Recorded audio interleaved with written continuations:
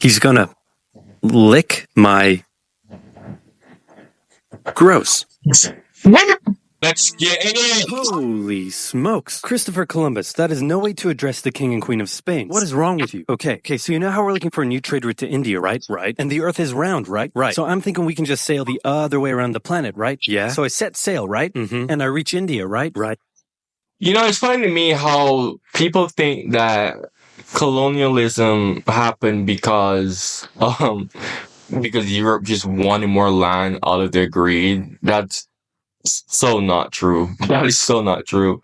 I like how he's wording it right now, though. But yeah, that is why colonization happened. It was accidental. Wrong. I did not reach India. I did not. All right, get to the point. Did you know there's a whole nother freaking continent out there? Okay, and you think I should care about this? Why? Oh, I'm sorry. Did I forget to mention there's gold everywhere? Gold?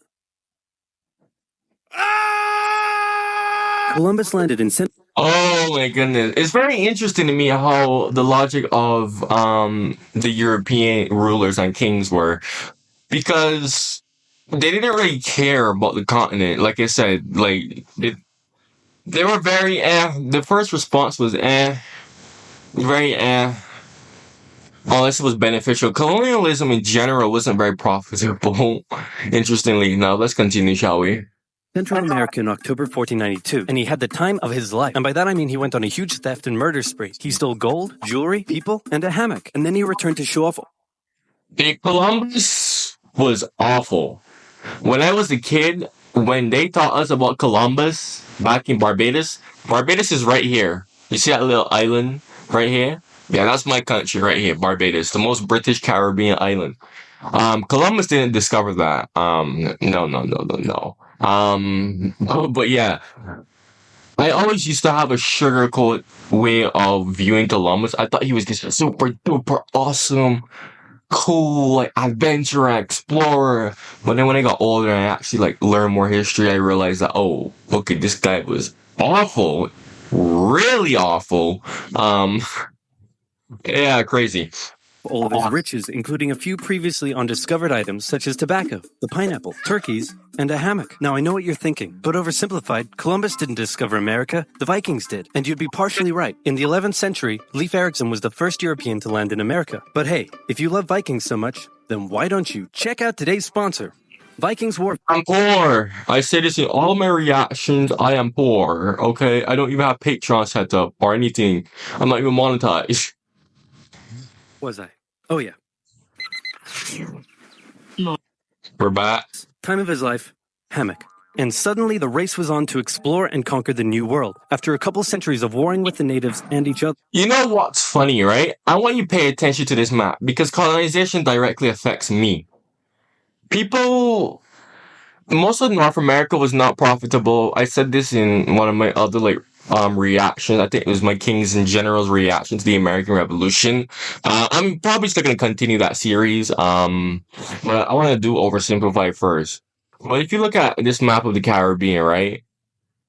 The French initially own most of these islands down here. Those are known as the Lesser Antilles. Those are the smaller islands, right?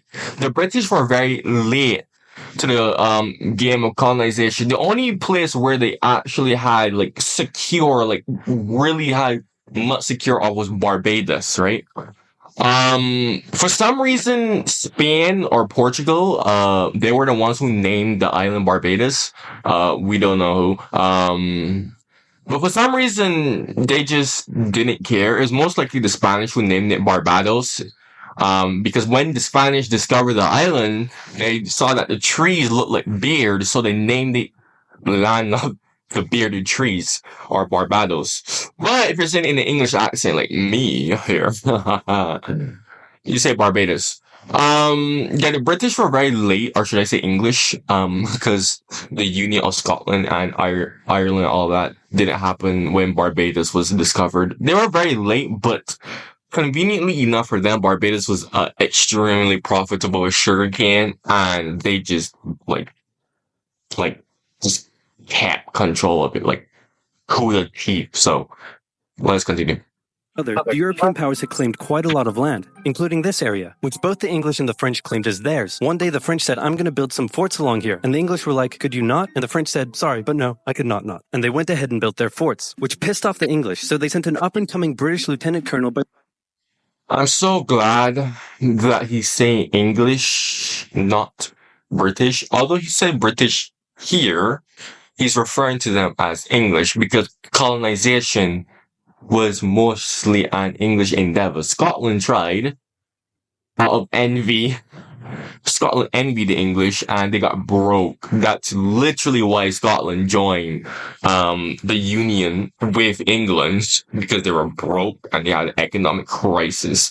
So yeah, I'm glad that he's saying English and not British, because Barbados is known as the most English Caribbean island. Some people say it's known as the most British, because there's also Irish and like Scottish influence. All the other Anglophone Caribbean islands also have like Irish and Scottish influence. The English influence in Barbados is heavy. That's because Barbados never swapped hands, so the English actually had time to build the society. And funny enough, right, when the English discovered Barbados, the natives weren't even like on the island. The natives abandoned the island. So Barbados was quite literally built from scratch. And when the English arrived, they saw like a plaque or something like that the Spanish claimed the island. But they didn't care. Okay. And weirdly enough, the Spanish didn't really do anything with Barbados despite the fact that they claimed the island. And the English just never changed the name of the island from Barbados, so they just, yeah, and the Spanish didn't even care either, which is very weird, very uncanny. So Barbados was built from scratch, ground up. That's why it's the most English Caribbean island today, because they never swapped hands either. It became a huge fortress. In one of my other reactions, I said that it was known as Fortress Bridgetown. Okay, so let's continue. By the name of George Washington with a combined force of British troops and Native Americans. After a short battle, the French commander said, all right, we surrender. Okay, boys, pack it up. They're surrendering. Oh, sorry, was I not meant to split his head open with a tomahawk? Don't worry, it's not like this will start a 7-year-long major global conflict. And what happened next was a 7-year-long major global conflict, which Great Britain won. At the peace negotiations, Spain gave up Florida, while France gave up all of its territories in North America. But Britain's victory came... All right, so a lot of people, a lot of people don't understand this, right? France gave up all their territories in North America because, like I said before, North America wasn't really a profitable place. Back then, it was the Caribbean that was profitable. That was where the real money makers were at, in the Caribbean islands. Especially Haiti and Barbados and Jamaica somewhat. In fact, I heard at the peace negotiations of the 7 Years' War, they were offering Martinique. Oh, bloody hell. Google Martinique, okay? It's still a French overseas department. But at the peace negotiations of the 7 Years' War, the British were trying to take Martinique from the French. But you see, due to the fact that the Caribbean islands were such money makers at the time, the French would prefer to just give all of North America away for Martinique. And Martinique is a very small island compared to continental North America. So that gives you a really good perspective on how important the Caribbean was. Because a lot of people tend to overlook the freaking Caribbean, and it just annoys me, because without the Caribbean, England wouldn't have been able to get the money for its colonial empire. So let's continue. Came at a cost. A £60 million cost. They were now broke, in a lot of debt, and had to come up with some way to repay it. So they went to the colonies and said, okay, listen up. So a huge part of the war was spent protecting you from the French, and now we have no money because of it. So... I'm not sure what you're saying here. Okay, so we spent a lot of money protecting you from the French, right? Right. And now we're broke. That certainly is a pickle. Listen to me. We spent all of our money protecting you, and now we need money. Can you please pay us back some money? No. Okay, we're just going to go ahead and tax you. In 1764, Okay, oversimplified. I am so glad that you painted it out like that. I was talking to my brother about this, and we were like, the American Revolution is like the biggest scam, like one of the biggest scams in history, bro. It's just like a bunch of rich people getting mad because they don't want to get taxed. The founding fathers were all rich people. Some of them had genuine value, sure, but they were all just rich people who were just getting mad because they were getting taxed. Okay, what do you think when the American Revolution happened? There was only the American colonies who rebelled. Okay, I even know like 50% of the American colonists, they were still loyal to the British. Also, Martinique is right here, by the way. Like, you see that? You see where my cursor is? Like, right below here. At the very bottom of the screen, this island, right? Okay? The British, wanted this. And the French not even would have, the French preferred to give up all of that to keep that, okay? Like I was saying earlier. Britain introduced the Sugar Act, forcing the colonists to import sugar and molasses exclusively from the British and to pay duties on them. Then a year later, they introduced the extremely controversial Stamp Act, and it worked a little something like this. Hello, shopkeep. Hello, Mr. Bungleberry. Here's the deed for your new shack. Stamp. That'll be 3 pence, please. Wait, what was that? It's the new tax. I get a stamp on any paper or documentation I make, and you have to pay for it. Would you like to see this pamphlet that explains everything? Yes, please. Okay. Stamp. 2 pence, please. This is awful. You know what? Just give me a deck of cards so I can go gamble my pain away. Okay. No. Don't do it. Stamp. Obviously, we're like, hey, my dudes, this new tax legislation right here, this is BS. Until now, they had enjoyed relative freedom to rule themselves, and now suddenly Britain was asserting its control. They were especially unhappy because they didn't have any representatives in the parliament that was levying taxes on them. So they protested. Orators gave fiery speeches. British goods were boycotted. All right, so let's talk about that, right? A lot of people, when they talk about British rule, British colonialism, right? And they try to paint it as a white man thing or whatever stupid rubbish that people like to say. People often like to bring up the fact that the colonies didn't have equal representation, like the motherland, the mainland, right? Eventually, yes, the white colonies, Canada, Australia, South Africa, India wasn't really white, but it was like the jewel of the empire, so they got equal representation in the Commonwealth. Those were the OG founders of the Commonwealth. Yes, they did got like equal representation first, but back then, like when colonization initially happened, it didn't matter where you were, what colony you were, white, black. If you were from a colony, you were basically a second class citizen. So. Yeah.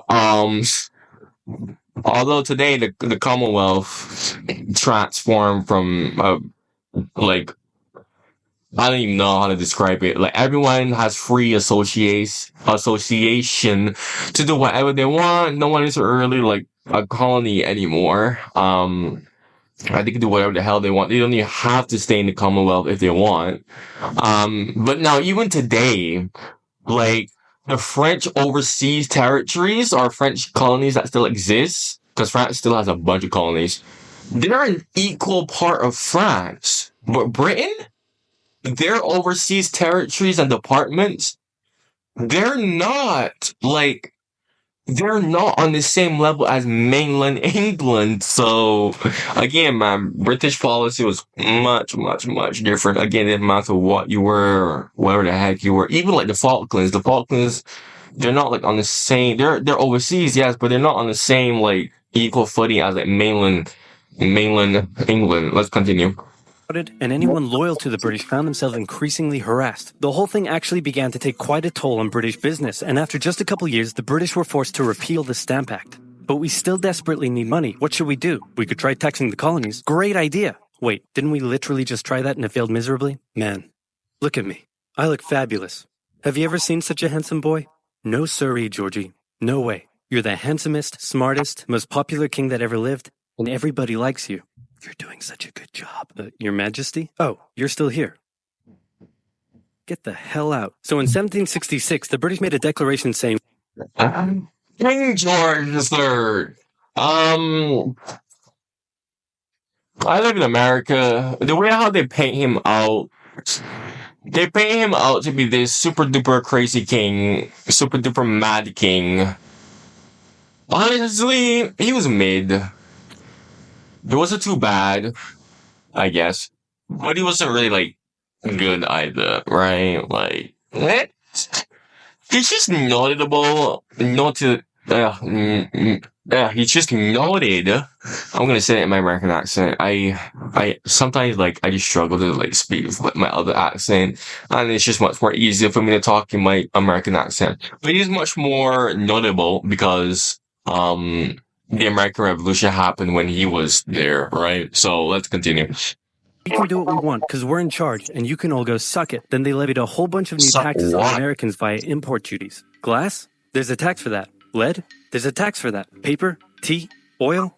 There's a tax for that. And once again, the Americans boycotted British goods, British business felt the pinch, and the British had to back down. All right, this is ridiculous. They're my colonies, and I have to be able to assert my control. Repeal all the new taxes except for the one on tea. Also send 1,000 troops to Boston to take control. Oh, and make the colonists pay for them. And as British troops arrived, the tension in Boston was palpable. You could cut it with a knife, and it was all about to come to a head. On March 5th, a band of local patriots began heckling a British guard at the customs house. More and more Americans joined in the heckling, while more British troops turned up in support of their comrade. Snowballs were thrown at the... Let me tell you something. This is basically a spoiled kid whose parents just let them do whatever the heck they wanted. And now that they're trying to assert control, they're getting mad. In the Caribbean, things were much different, especially in Barbados. Earlier, I said Barbados was nicknamed Fortress Bridgetown. That's my home city. I was born in Bridgetown, Barbados, in the Queen Elizabeth II Hospital. Barbados was nicknamed Fortress Bridgetown. You see, this would have not been possible. The British had full control over Barbados. Full control over Barbados. Barbados was like one of the main, like, choke points for the British to, like, project their power elsewhere in North America. So all of this right here is only happening because the British ignored them. Because, again, North America wasn't profitable. But there's a reason why you only hear about the Americans rebelling, but you don't hear about the colonists rebelling. Now, the Caribbean colonies, they were getting affected by it. But... and they even had, like, a discussion on whether or not they should join the revolution. They decided not to. I'm gonna, like, talk about that more in a video. Let's continue. The British. The snowballs turned to rocks, the rocks to oyster shells. The soldiers, outnumbered, panicked. One thing leads to another, and you can see where this is going. Hi, Mark Barden at Sandy Hook. 5 civilians were killed. The Patriot press throughout the colonies declared the Boston Massacre an unwarranted crime committed against the people of Boston by the cruel British, and the anger continued to grow. A British revenue schooner that ran aground in Rhode Island was burned by the locals when it came to light that the governor... Oh, he used the wrong flag. Ireland wasn't a part of the Union yet. Ireland didn't join the Union until the early 19th century. Massachusetts supported the suppression of the colonists. His house was burned by the locals. And next, the colonists would set their sights on the remaining tax on tea. On December 16th, 1773, a band of patriots known as the Sons of Liberty disguised themselves as Native Americans, marched down to Boston Harbor, boarded a British merchant ship loaded with tea. I like how he calls them patriots. They were basically rebels, but okay. And in front of thousands of spectators, threw nearly 10,000 pounds worth of tea overboard. The British were disgusted, and they punished Massachusetts with a vengeance. They dissolved its General Assembly, revoked their charter. I think that was funny. The tea. You know what's funny in Barbados?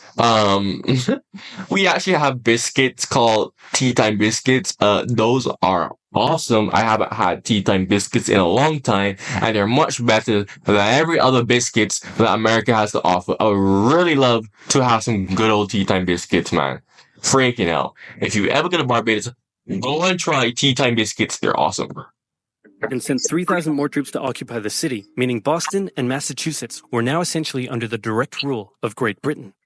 And oh boy, were the people pissed. Basically, they were having the same ordeal as the British Caribbean, because the British Caribbean were filled with much more troops. I mean, I don't really understand, like, when they taught us this, they don't even teach us about the revolution in Barbados, because yes, they had grievances and whatnot, but it wasn't really, like, bad for us. Like, no, I'm not really, dude. Like, which is ironic because back then the moneymaker was in the Caribbean, so you would think that the taxes would, affect them too, right? But let's continue. The other colonies saw what was happening and worried they might be next, so they called a brain trust to decide what to do. 56 delegates from 12 colonies gathered and met in Philadelphia at the First Continental Congress, and the roll call read like a who's who of America's finest thinkers. I'm talking lawyers extraordinaire Johnny A and Johnny J, experienced military commander George Washington, businessman and future alcoholic beverage Samuel Adams, fiery orator Patty H, guy who married a rich lady, Big J Dickinson. And while they weren't present at the first Congress, soon names... Guy who married a rich lady. Okay, what a way to get clout. Oh, it's funny how today... It's funny how today, it's the other way around. Like James Madison, Benjamin Franklin, Thomas Jefferson, and much later Alexander Hamilton would all serve time in the Continental Congress. The question now, though, was what to do about the British. After much bitter debate and disagreement, they eventually agreed on an amazing solution. They would simply ask the British to stop. Can you stop? No. It didn't work. Okay, then tell the local militias to start arming and be ready at a minute's notice. And across the colonies, these Minutemen stood ready for the beginning of the American Revolutionary War. Now, having your colonies in open rebellion is one thing. Once they start arming themselves, that's when it really hits the fan. So British General Thomas Gage ordered... Oh, yeah. You see, the reason why this was even possible was because the British... they gave the colonists too much freedom, including weapons, right? The French colonists and the Spanish did not have that. They didn't have that. You see, the British, they didn't want to spend all of that money. You see, people think that the British Empire was this empire that, just wanted to conquer everything. No, the British Empire was an empire built on trade, and the whole goal of it was to make money, okay?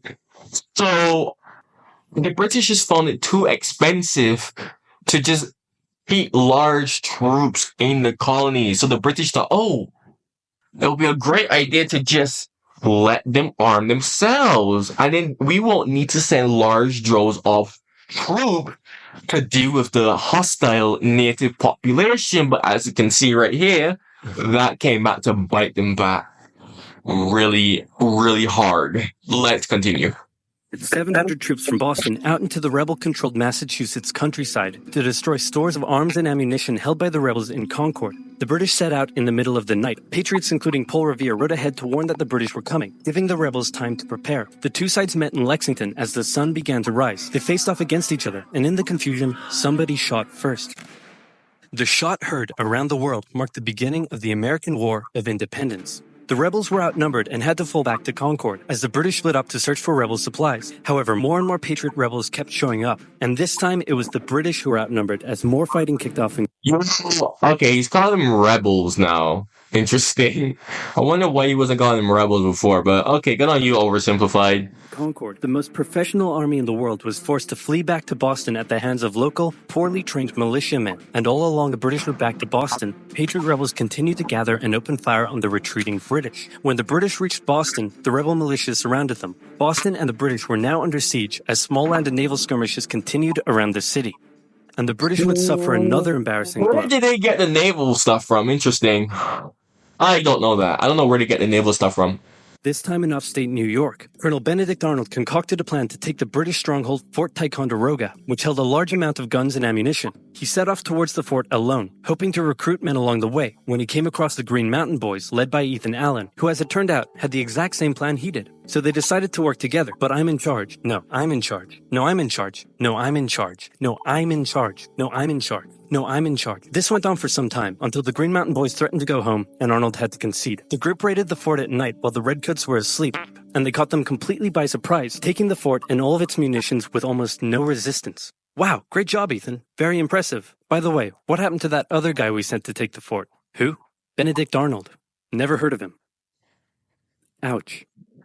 What's it like? What the fuck? Nobody knew what was going on. The colonies were in open rebellion, and for now, they even seemed to be winning. So King George fired General Gage, replaced him with General William Howe, and ordered the rebellion to be put down immediately. Okay, the British are definitely going to retaliate for all of this, so we should probably put together a proper army. First, we need to pick a commander-in-chief, and I think we can all agree that that job should go to the man, the myth, the legend, George Washington. My friends, I am humbled and honored that you would consider me for such an important role. I did not expect for this. All right, you've been showing up in a military uniform every day for the last 10 months. We all know you wanted this, so cut the crap, George. Dude. Uncool. So watch... Oh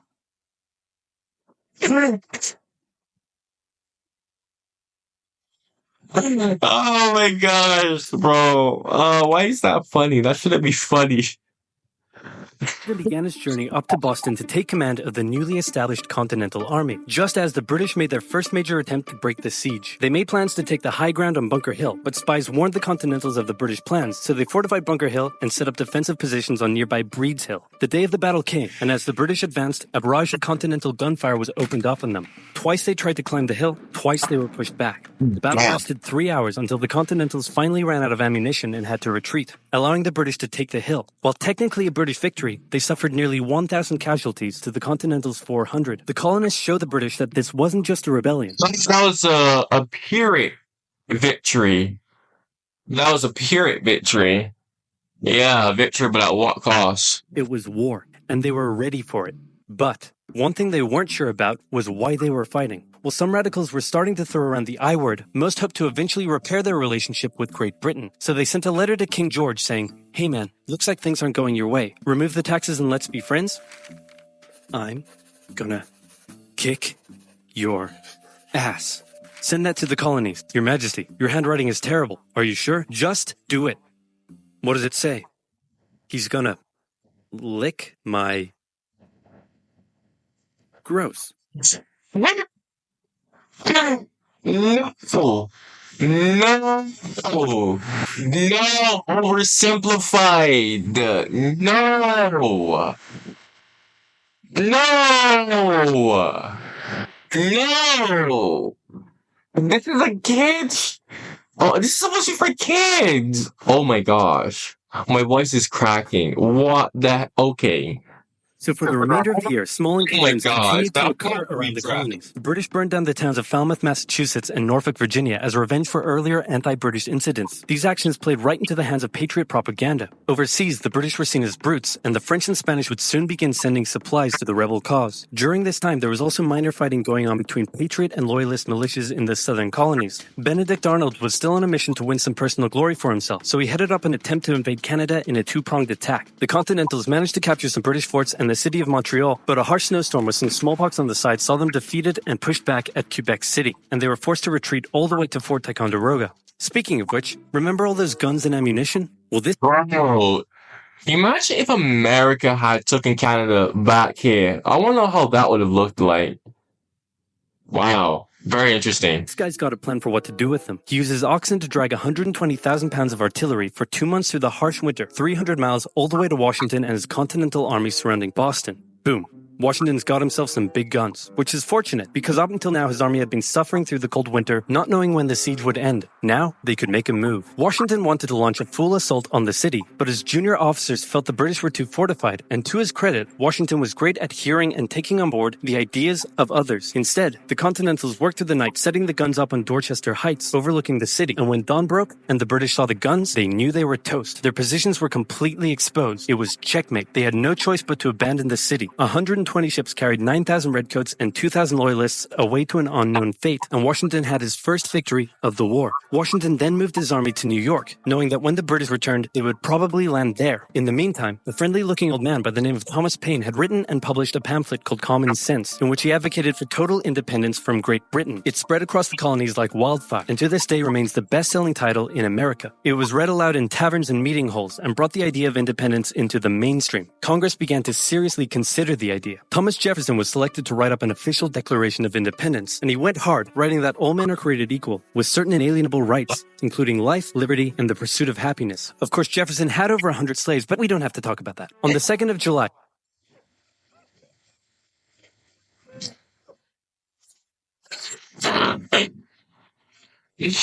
Alright, so let's talk about that. Again, so I heard somewhere else that the reason why the American Revolution happened was a reason about slavery. You see, Britain, contrary to what a lot of people think, Britain, the way how they treated slavery was a lot more, I don't want to say tame, but I'm going to use that word, much more tame compared to other European powers, right? So I heard that there was going to be, I'm not sure how true this is, but I heard that the British Parliament was considering passing some anti-slavery laws somewhat. And again, rich people, this is all about rich people. The rich people owned the slaves. The founding fathers were rich people. They heard about the laws that were being passed in Parliament.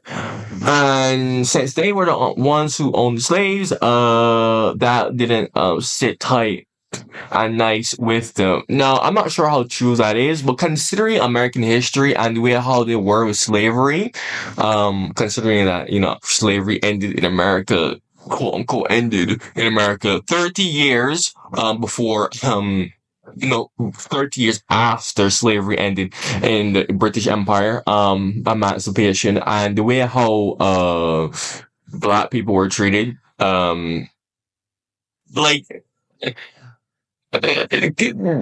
two are so different. You can't even compare the two. It's crazy. So I wouldn't really think that was like a crazy, super duper, conspiracy theory, personally speaking. Let's continue. Congress voted unanimously in favor of independence, and John Adams declared that the 2nd of July would go down as the most remembered day in American history. Then a couple days later, independence actually came into effect. The United States of America was born. There was no turning back now. The Americans tore down a statue of King George in New York and melted him down into 42,000 musket balls. To the British, it was treason, and if the king had his way, Washington and all of Congress would be hung. Speaking of the British, guess who's back? The king sent an intimidating force of 130 warships and 25,000 men to New York. Washington knew that taking on the most powerful military in the world wouldn't be easy. The British set up camp on Staten Island as the Americans dug into defensive positions around Brooklyn Heights, waiting for an attack to come. But the British just waited, wearing down their opponent's nerve while building their own strength. At one point, they launched a big scary artillery barrage and then said, if I was you right now, I'd probably sue for peace. But Washington told them to shove it. The Americans kept holding out for what was coming, and when they finally hit, they hit hard. 15,000 British troops approached the American position, and the two sides fired on each other in massive rows. But what the Americans didn't realize was they were only fighting a decoy. The main British force was going around to flank the Americans from behind, and when they arrived, they inflicted heavy casualties. The Americans panicked and retreated back to Brooklyn Heights, where they then found themselves trapped between the British army and the river. It looked as though the war was already lost, but luckily, instead of attacking, the British decided to dig in for a siege, and then a thick fog set in, allowing Washington's army to escape across the river unimpeded. The British continued to chase and engage the Why didn't the British just attack them, bro? They were, cornered. Why would they not attack them? Why would they not do that? Come on, I've been reacting to, so much, battles, battle videos, man. If your opponent is cornered at a river, you finish them off. You don't just let them escape. Bro, I don't know, man. Maybe the British, I don't know what the heck they were thinking. The Americans up Manhattan, and the Americans suffered defeat after defeat after defeat. It was a disaster. Washington's leadership was called into question, as thousands of American POWs were left to rot as traitors. Washington's army fled through New Jersey all the way down to Pennsylvania. That's literally what they were. They were literally traitors. Rarely had an army been so badly beaten, yet survived to fight another day.